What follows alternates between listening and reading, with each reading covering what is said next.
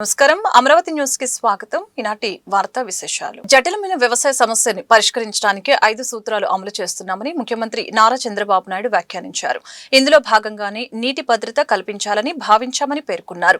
గంగా కావేరీ నదుల్ని అనుసంధానం చేయాలని నిర్ణయించామని తెలిపారు. వైసీపీ అధినేత వైఎస్ జగన్మోహన్ రెడ్డిపై ఆంధ్రప్రదేశ్ రాష్ట్ర ముఖ్యమంత్రి నారా చంద్రబాబు నాయుడు తీవ్ర ఆగ్రహం వ్యక్తం చేశారు. జగన్ హయాంలో వ్యవసాయం అస్తవ్యస్తమైందని విమర్శలు చేశారు. బుధవారం తూర్పు గోదావరి జిల్లా గోపాలపురం నియోజకవర్గంలోని నల్లచెర్లలో సీఎం చంద్రబాబు పర్యటించారు. ఈ సందర్భంగా పలు అభివృద్ధి కార్యక్రమాల్లో ముఖ్యమంత్రి పాల్గొన్నారు. అనంతరం మీడియాతో ప్రసంగించారు సీఎం చంద్రబాబు. వైసీపీ హయాంలో భూ రికార్డులు తారుమారు చేశారని ఆరోపించారు. ఇష్టముంటే భూ రికార్డులు అలాగే ఉంచారని, భూ కబ్జాలు చేయాలని అనుకుంటే 22A విధానం అనుసరించారని ఆరోపించారు. వైసీపీ నేతలు ప్రభుత్వ భూములను ఆక్రమించారని విమర్శించారు. గత జగన్ ప్రభుత్వం పశువులకు దానా కూడా ఇవ్వలేదు. వైసీపీ అక్రమాలను అరికట్టేందుకు ప్రధానమంత్రి నరేంద్ర మోదీ పవన్ కళ్యాణ్లతో కూటమి కట్టి ఎన్నికలకు వెళ్లామని గుర్తు చేశారు. వైసీపీ అక్రమాలను అరికట్టేందుకు ప్రధానమంత్రి నరేంద్ర మోదీ పవన్ కళ్యాణ్లతో కూటమి కట్టి ఎన్నికలకు వెళ్లామని గుర్తు చేశారు. చరిత్రలో ఎప్పుడు లేనంతగా రికార్డు సీట్లను తమకు ప్రజలు ఇచ్చారని చెప్పుకొచ్చారు. 90% సీట్లను తమకు ప్రజలు ఇచ్చారని ఈ సందర్భంగా గుర్తు చేశారు. వ్యవసాయంలో ప్రభుత్వానికి ఆదాయం వస్తుందని ఈ సందర్భంగా పేర్కొన్నారు. మీరు చూస్తే ఈ రాష్ట్రం వ్యవసాయ ఆధారిత రాష్ట్రం. వ్యవసాయం మనకు ప్రధానం. ఆ రోజు నేను హైదరాబాద్ కేంద్రంగా ఉన్నప్పుడు సర్వీస్ సెక్టర్ రావాలి, నాలెడ్జ్ ఎకానమీ రావాలి, తద్వారా ఆదాయం పెరుగుతుందనే ఉద్దేశంతో హైదరాబాద్ని అభివృద్ధి చేశాం. ఈరోజు అది తెలంగాణకు వెళ్ళింది. దానివల్ల ఆ రాష్ట్రంలో మీరు చూస్తే 60% సర్వీస్ సెక్టర్ ఉంది. వ్యవసాయంలో వచ్చే ఆదాయం 14%. రాష్ట్రం విడిపోయినప్పుడు 2 రాష్ట్రాలు కలిపి 24-25% జీఎస్డీపీ కాంట్రిబ్యూషన్ ఉంటే మన రాష్ట్రం 34%కి వెళ్ళింది. ఈ విషయం, ఇంకొక విషయం కూడా మీరు ఆలోచించుకోవాలి. వ్యవసాయంలో ప్రభుత్వానికి ఆదాయం తక్కువ వస్తుంది. తెలంగాణ రాష్ట్రంలో 100 రూపాయలు జీఎస్డీపీ ఉంటే అందులో 9 రూపాయల 30 పైసలు ప్రభుత్వానికి ఆదాయం వస్తుంది. అదే మన రాష్ట్రంలో 100 రూపాయలు జీఎస్డీపీ ఉంటే 6 రూపాయలే ఆదాయం వస్తుంది. ఆదాయం తక్కువ, ఖర్చులు ఎక్కువ. అయితే నాకు ఒక నమ్మకం ఉంది. విభజన తర్వాత స్ట్రక్చరల్ ఇంబ్యాలెన్స్ వచ్చాయి. దాన్ని కరెక్ట్ చేయాలి. వ్యవసాయాన్ని కూడా ముందుకు తీసుకుపోవాలనే ఉద్దేశంతోనే మనం ముందుకు పోతున్నాం. ఈరోజు ఇక్కడ నేను చూశాను, 162% వ్యవసాయం అనుబంధ రంగాలపైనే ఆధారపడుతున్నారు. గవర్నమెంట్ వచ్చినప్పటి నుంచి ప్రయత్నం చేస్తున్నాం. ఇప్పుడే కాదు, ఎన్టీ రామారావు గారు పార్టీ పెట్టినప్పుడే మీరు చూస్తే ఎంబ్లంలోనే నాగలి పెట్టి రైతన్నకు అండగా ఉంటామని రూపకల్పన చేసిన వ్యక్తి నందమూరి తారక రామారావు గారు. వ్యవసాయమే మన బలం.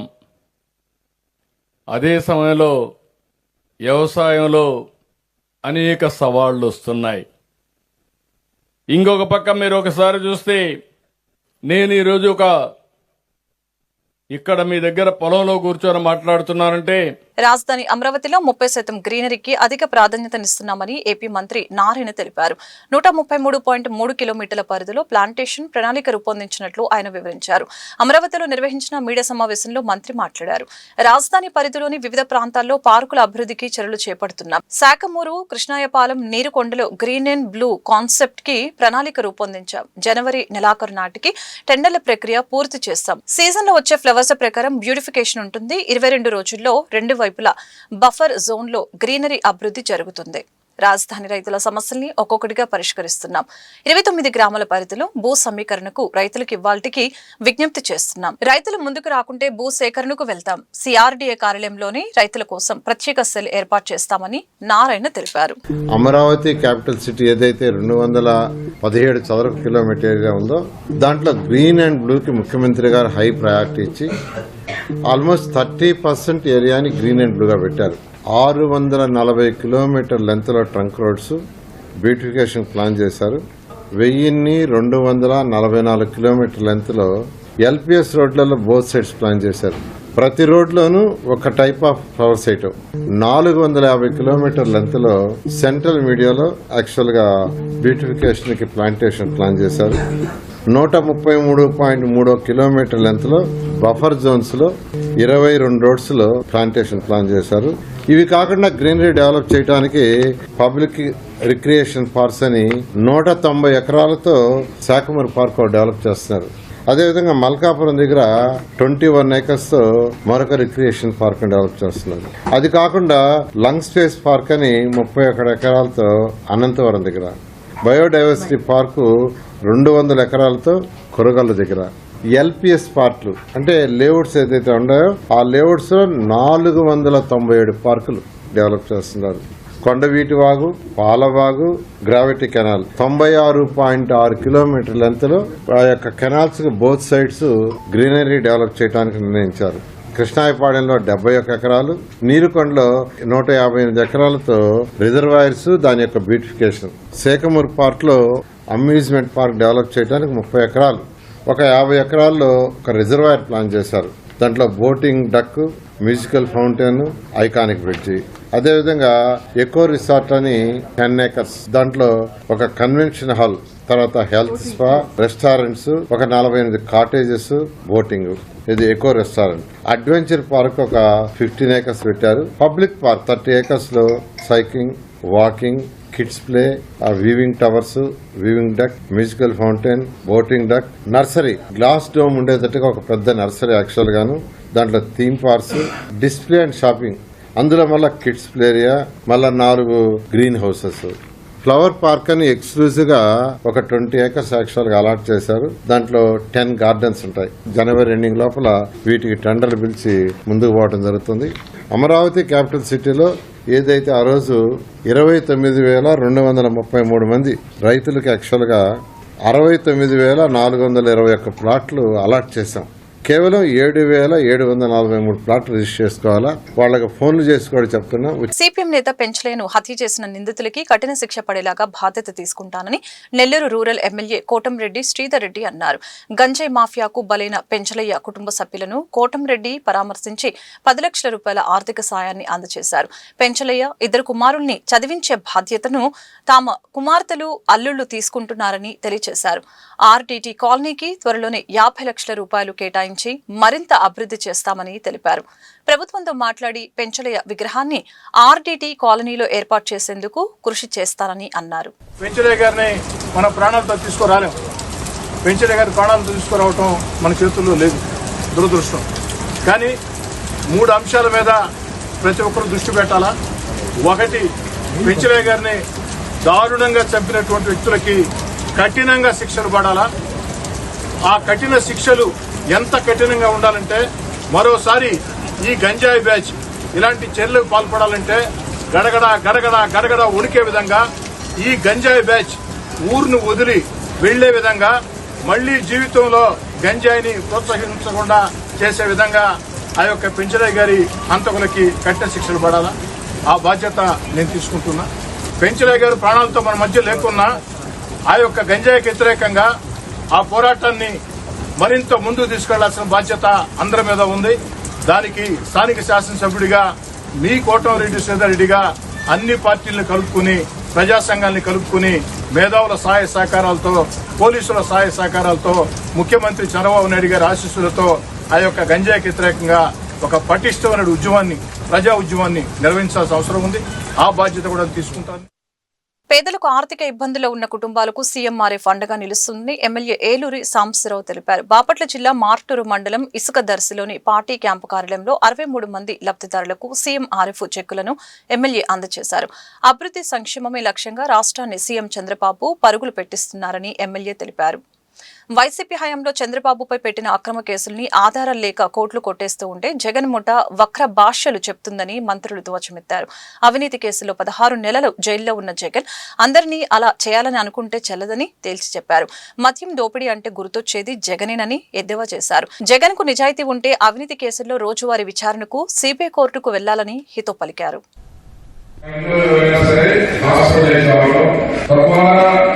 పని చేసుకునే వెసులుబాటు పోతుంది అనారోగ్య కారణాల వల్ల. రెండు, వారి ఆరోగ్యం బాగు చేసుకోవడానికి పెద్ద మొత్తంలో అప్పు చేయాల్సిన పరిస్థితి ఉంటుంది. గతంలో 2014-19 మధ్య కాలంలో మనం 5 సంవత్సరాల పాటు ఆ రోజు సుమారుగా 12 కోట్ల రూపాయలు మనం ముఖ్యమంత్రి సహాయం నుంచి మన నియోజకవర్గంలోని ప్రజలకి సహాయం అందించడం జరిగింది. ఇంకా 14-15 ఏళ్ళు కూడా కావట్లేదు ఈ కార్యక్రమం మొదలై. ఈ 14-15 ఏళ్ల కాలంలో ఇప్పటికే 10,58 లక్షల రూపాయలు ముఖ్యమంత్రి గారి సహాయం నుంచి మన ప్రాంతంలో పేదలకి వైద్యులకు సహాయంతో వారు మనకి సహాయం చేశారు. తెలుగుదేశం పార్టీ మండల అధ్యక్షులు 2 రోజుల శిక్షణ తరగతులు ముగిశాయి.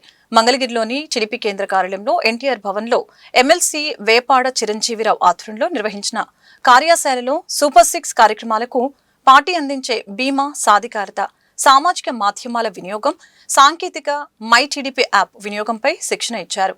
ఎమ్మెల్యేలు కూన రవికుమార్, సోమిరెడ్డి చంద్రమోహన్ రెడ్డి, మాధవిరెడ్డి, ఎమ్మెల్సీ కావలి గ్రీష్మ, ఏపీడబ్ల్యూఐడిసి చైర్మన్ కుప్పం రాజశేఖర్, తేజస్విని, కనకమేడల వీర ఆయా అంశాలపై అవగాహన కల్పించారు. వైసీపీ తప్పుడు ప్రచారాలు, నాయకుల అప్రమత్తత అంశంపై జాతీయ అధికార ప్రతినిధి తీరు నగరి జోష్న అవగాహన కల్పించారు. వైసీపీ తప్పుడు ప్రచారాలు, నాయకుల అప్రమత్తత అంశంపై జాతీయ అధికార ప్రతినిధి తిరునగరి జోష్న అవగాహన కల్పించారు. నిరంతరం ప్రజల్లో ఉంటూ వారి విశ్వసనీయతను ప్రతి కార్యకర్త, నాయకులు పొందుతూ సుదీర్ఘకాలం పార్టీ అధికారంలో కొనసాగేలాగా చూడటమే ఈ శిక్షణ తరగతుల లక్ష్యమని నేతలు తెలిపారు. వాగ్దానాలు చేసి తప్పించుకోలేదే. తల్లికి వందనం 9,407 కోట్లు ఖర్చు పెడుతున్నాం. అన్నదాత సుఖీభవ 6,000 వాళ్ళు ఇస్తే మేము 14,000 ఇస్తున్నాం.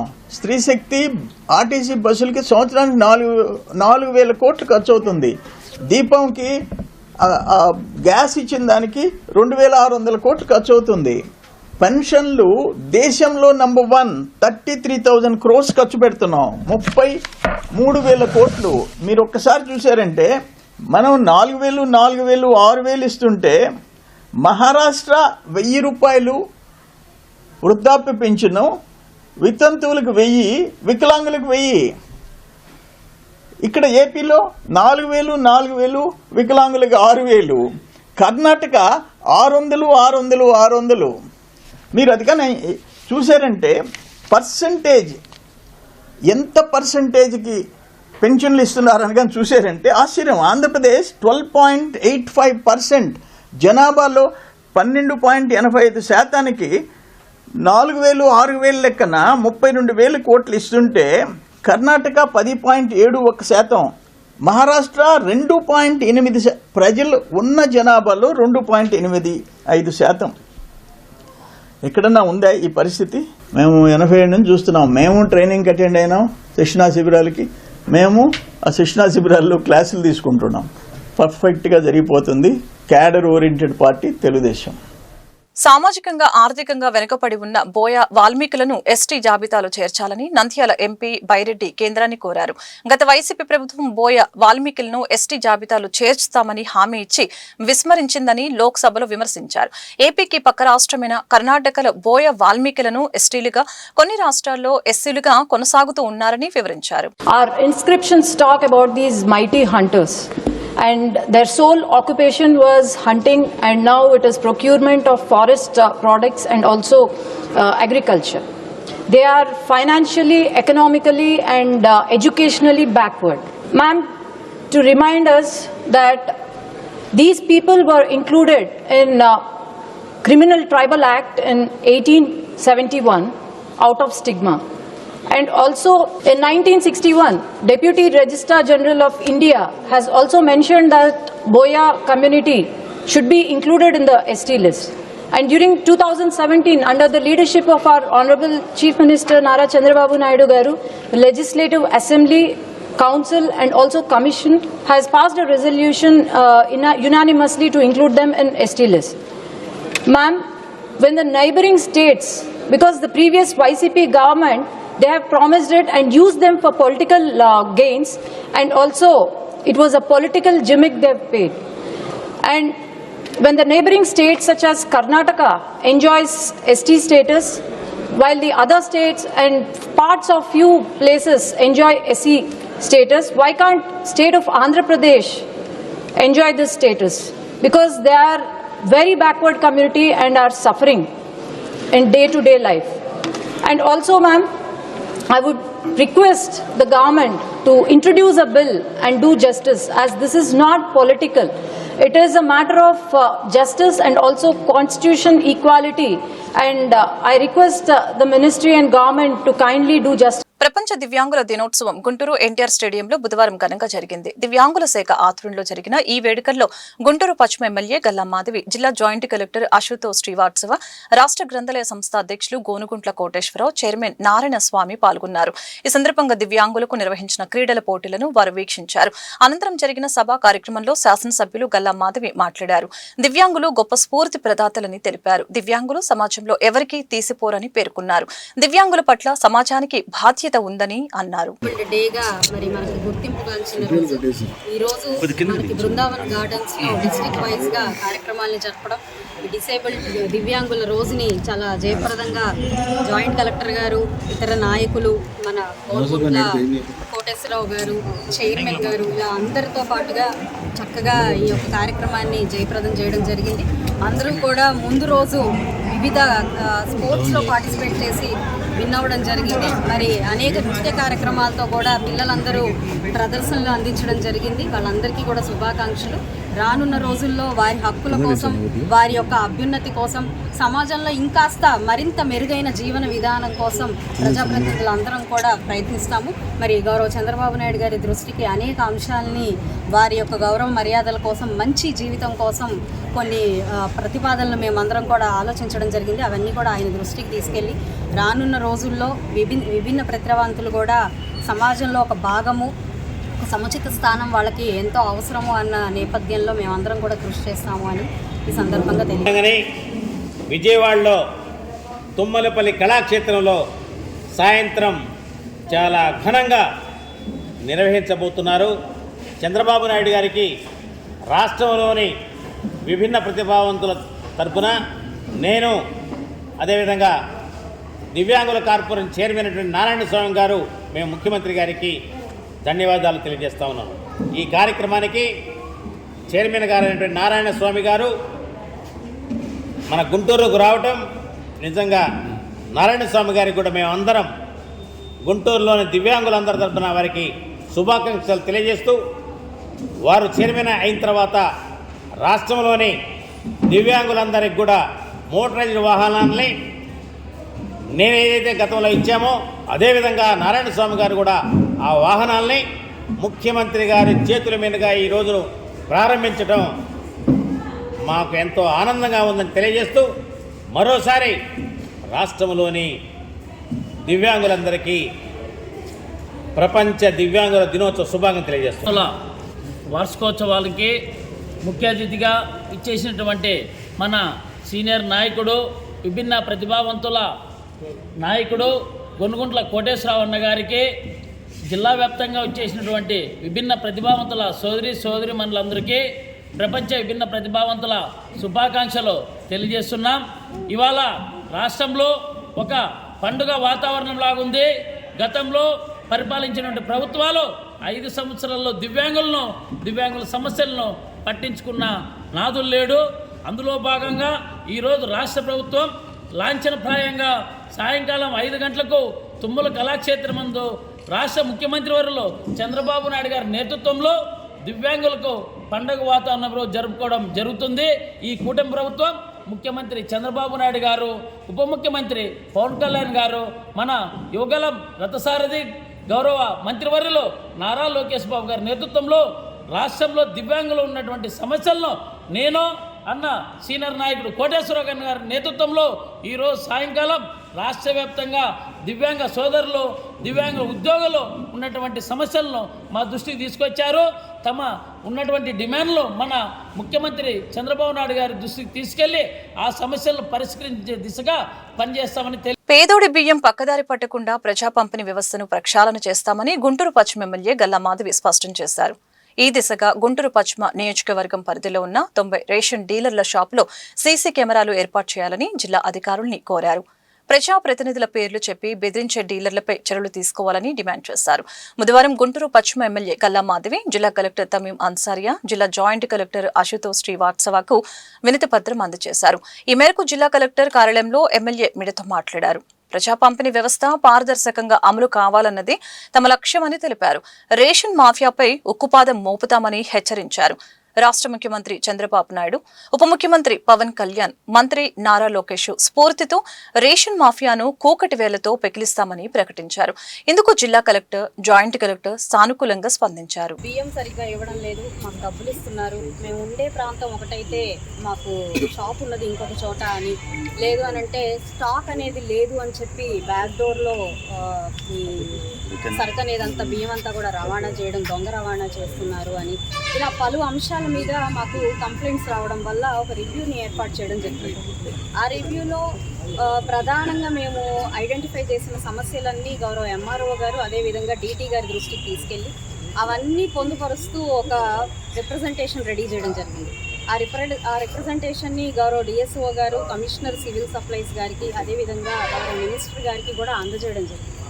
అయితే వీటిని అరికట్టడం కోసం నేనైతే ఒక నిర్ణయంగా, అంటే ఒక పరిష్కారంగా, మార్గంగా ఆలోచిస్తూ, అంటే ఇది ఆల్రెడీ మన నెల్లూరులో ఒక ఫేర్ షాప్లో సీసీ కెమెరాలని ఏర్పాటు చేసి కొంత నియంత్రణ, ఇలాంటి అవకతవకలు జరగకుండా నియంత్రణని తీసుకురాగలిగారు అని ఒక సమాచారం మేరకు నా నియోజకవర్గంలో కూడా ప్రతి ఒక్క ఫేర్ షాప్లో ఈ సీసీ కెమెరాలని ఇన్స్టాల్ చేయాలి అని చెప్పి నేను ఒక నిర్ణయం తీసుకోవడం జరిగింది. 5 సంవత్సరాలుగా గడిచిన 5 ఇయర్స్లో ఈ బియ్యం రవాణా లేదంటే వీటి పట్ల జరిగిన అవకతవకలు అనేవి ప్రజలందరికీ తెలిసిన విషయమే. మరి కంటైనర్లు షిప్పుల్లోకి ఎక్కించి పేద ప్రజలు తినే బియ్యాన్ని సరఫరా చేసి ఎంత దౌర్జన్యానికి పాల్పడిన ప్రభుత్వాన్ని మనం చూసిందే. అయితే ఈరోజు పశ్చిమ నియోజకవర్గంలో చూస్తే దాదాపుగా 90 షాపులు ఉన్నప్పుడు అందులో మ్యాక్సిమం డీలర్లు అందరూ కూడా వైసీపీకి చెందిన వాళ్ళు ఉండడం, వాళ్ళందరూ కూడా వాళ్ళు చేస్తున్న ప్రాక్టీసెస్, అందులో ముఖ్యంగా ఎలాంటివనంటే 2వ తారీఖు కల్లా, అంటే 1వ తారీఖు నుంచి 15వ తారీఖు దాకా ప్రతి షాపు కూడా ఓపెన్ చేసి ప్రజలకు అందుబాటులో ఉండి అక్కడ ఉన్న కార్ట్ హోటల్స్ అందరికీ కూడా ఈ ప్రజా పంపిణీ వ్యవస్థని అందుబాటులోకి తీసుకురావాలన్నది ప్రధానమైన ఉద్దేశం. అయితే 2వ తారీఖు లేదంటే 3వ తారీఖే నో స్టాక్ అని ఒక బోర్డు పెట్టడం, ఆ షాపును మూసేయడం, లేదు అని అంటే ఒక 5వ తారీఖు 6వ తారీఖు దాకా ఉన్న షాపుల్లో మేము బియ్యం ఇవ్వం, డబ్బులు మాత్రమే ఇస్తాం అని చెప్పడం, లేదు వృద్ధులు మరి అంగవైకల్యంతో ఉన్న వాళ్ళకి ఇంటి వద్దకు వెళ్ళి వాళ్ళకి ఈ బియ్యాన్ని నిత్యావసర సరుకుల్ని ఇవ్వాలి అని చెప్పి గౌరవ ముఖ్యమంత్రి వర్యులు ఆదేశించిన ఆదేశాల మేరకు ఇవ్వవలసిన ఈ యొక్క బియ్యాన్ని వాళ్ళు మేము ఇవ్వకుండా ఉండడం, ఇలాగా కేవలం ప్రభుత్వానికి. గుంటూరు పశ్చిమ నియోజకవర్గం 28వ డివిజన్ పరిధిలోని మామిడి గార్డెన్స్ వద్ద నూతన సీసీ డ్రైన్ నిర్మాణం కొరకు ఎమ్మెల్యే గల్లా మాధవి శంకుస్థాపన చేశారు. అనంతరం ఎమ్మెల్యే మీడియాతో మాట్లాడుతూ వర్షం పడినప్పుడు ఈ ప్రాంతం వర్షం నీరు ఎటుపోకుండా రోడ్డు మీద నిలబడి వాహనదారులకు, పాదచారులకు ఇబ్బందికరంగా మారిందని తెలిపారు. పశ్చిమ నియోజకవర్గం అభివృద్ధిలో భాగంగా 2 కోట్ల రూపాయలతో 550 మీటర్ల పొడవున సీసీ డ్రైన్ నిర్మాణం చేయబోతున్నట్లు తెలిపారు. ప్రజలకు కావాల్సిన మౌలిక వసతులు ఏర్పాటు చేయడమే లక్ష్యంగా పనిచేస్తున్నామని తెలిపారు. పశ్చిమ నియోజకవర్గం అభివృద్ధిలో భాగంగా 2 కోట్ల రూపాయలతో 550 మీటర్ల పొడవున సీసీ ట్రైన్ నిర్మాణం చేయబోతున్నట్లు తెలిపారు. అభివృద్ధి పదంలో గుంటూరు తూర్పు నియోజకవర్గం పరుగులు పెడుతుందని తెలిపారు.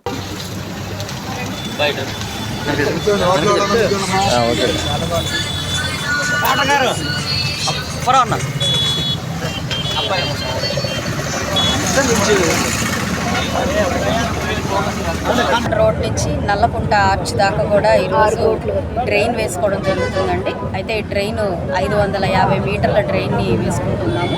మనకి ప్రతి వర్షాకాలం కూడా హైవే అంతా కూడా నీళ్ళమయం అయిపోతున్న ఒక ప్రధానమైన రోడ్ ఇది. ఎప్పటి నుంచో కూడా ఈ డ్రైన్ శాంక్షన్ కోసం పలుమార్లు మనకి స్థానిక కార్పొరేటర్లు కానివ్వండి, డివిజన్ ప్రెసిడెంట్లు కానివ్వండి, కూటమి ప్రభుత్వ నాయకులందరూ కూడా రిక్వెస్ట్ చేసిన ఒక ప్రధానమైన డ్రైన్కి అయితే దానికి ఈరోజు శంకుస్థాపన చేసుకోవడం జరుగుతుంది.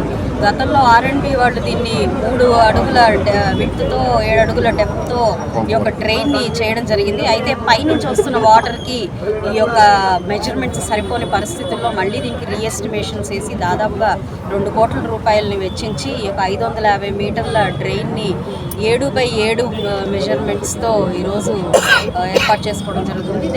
దాని నిమిత్తం ఈరోజు శంకుస్థాపన చేసుకోవడం జరిగింది. సునీల్ గారు కాంట్రాక్టర్గా ఉన్నారు. 1.5 నెలలోపు దీన్ని మనకి అందుబాటులోకి తీసుకొస్తామని కూడా చెప్పారు. అయితే ఇందులో ఆల్రెడీ వేసున్న డ్రైన్ని తీసేయాల్సిన అవసరం ఉంది. దానికోసం హైవేస్ అథారిటీస్ వాళ్ళకి మనకి అధికారులు కూడా లెటర్ పెట్టి ఉన్నారు ఆల్రెడీ.